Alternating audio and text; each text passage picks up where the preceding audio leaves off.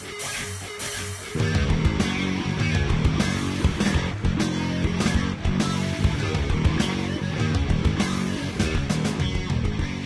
there, welcome to the Daily Muddy. I'm Ashley Conrad and it's Friday.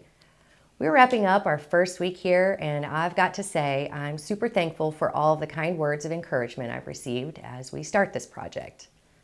I'm really new at this and it's a little out of my comfort zone, but I love our community and I'm excited to be a part of something that gets people talking. Speaking of exciting, this is a big weekend for Quincy. It's Dogwood Weekend.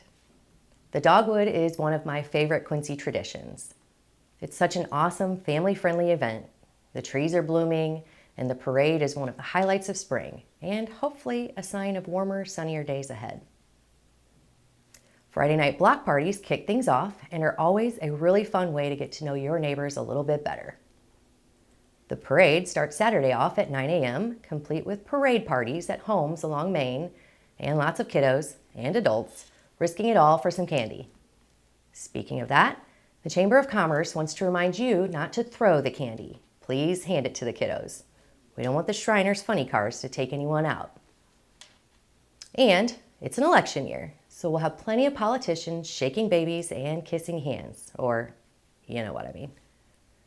There will be marching bands and dancers, both favorites of mine, and I think I saw somewhere that there are about 100 or so entries this year. Many of those will be cool floats that people have put a lot of effort into. There'll be lots of kids marching along, excited to be in the parade, and even more spectators excited to be out and about with their friends and families. And if you're still in the mood to celebrate after the parade, the Quincy Elks Lodge is hosting a Dogwood dance. And for those of you wondering, no, we don't have a Muddy River News float this year. Bob hates parades. Maybe I can talk him into it next year. But I'll be there with my girls and my husband Luke, so be sure to say hi. I'll probably wear my Muddy River shirt to represent the team, even though Bob's lame. Coming up, I talked to David Adam, who has more on what's next for air service out of Quincy.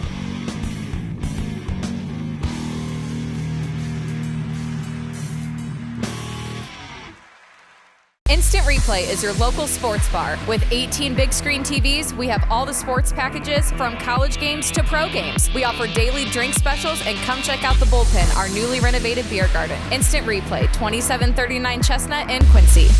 As Muddy River News reported this week, Cape Air wants to drop the service it provides to allow people to fly from Quincy to St. Louis and Chicago. Muddy River News editor David Adam broke the story on Twitter and joins me now. So David, why is Cape Air looking to leave? They don't have any pilots. It's as simple as that. Okay. The pilot shortage that is affecting airlines across the country is hitting home here in Quincy.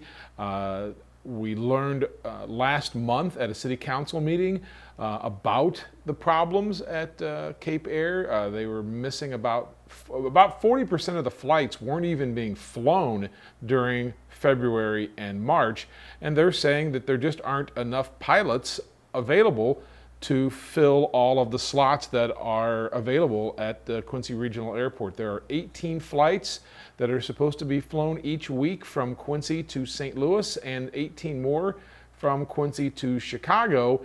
The numbers were better last month, but they're still below, I believe, industry average.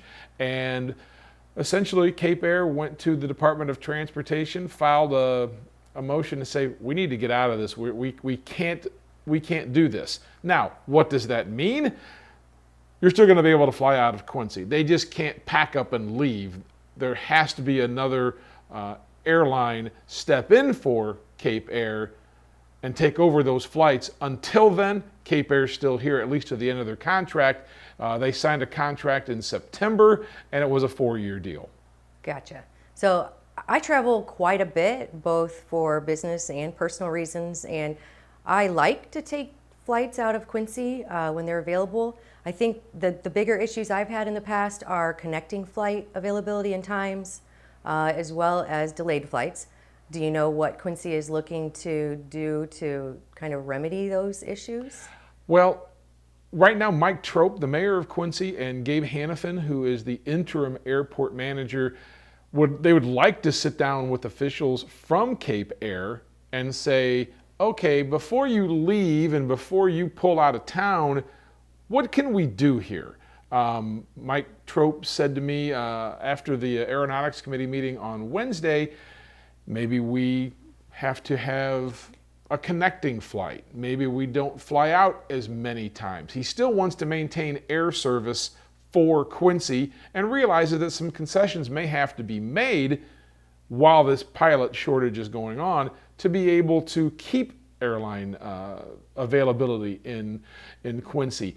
Those discussions haven't been had. There are no scheduled meetings for those to take place, but Quincy doesn't want to just let Cape Air walk out because finding a replacement isn't going to be easy as well. So for the time being, Cape Air is supposed to be fulfilling its contract.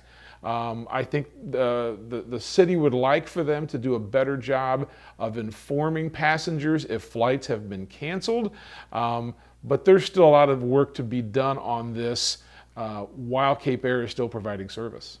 Gotcha. Yeah, I mean, I enjoy using Quincy because, I mean, let's face it, driving home 2 hours after a trip is just not real convenient. But didn't they spend quite a bit of money, or didn't they get a grant or something to improve the airport? And don't we think that should be some kind of an attraction or something? Well, I think that's what Mike Trope is saying, is that Cape Air just spent a bunch of money on brand new planes. Quincy just received a big grant for airport improvements. The mayor doesn't want to give up airline service to the city. And so, yeah, it's an attraction for business. It's an attraction for people to come here to come visit.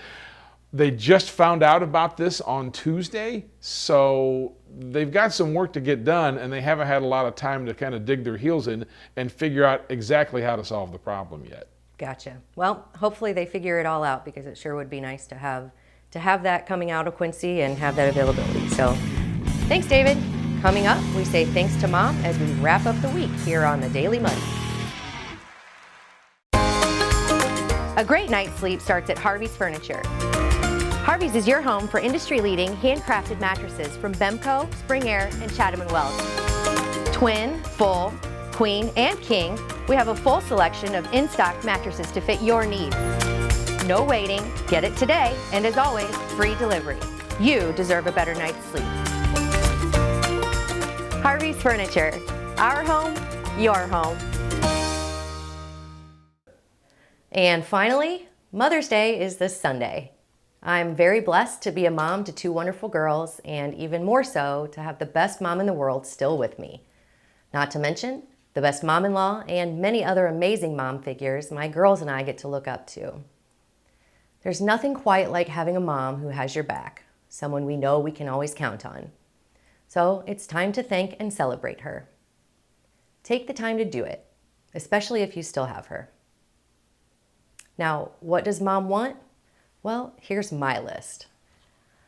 I want to spend some quality time with my girls and my husband, followed by a break of doing all the things that make me Mom.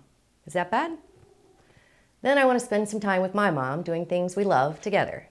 And to wrap it up, maybe a little quiet time before we start our bedtime routine of water bottles, hugs, and telling the girls to get in bed 15 times.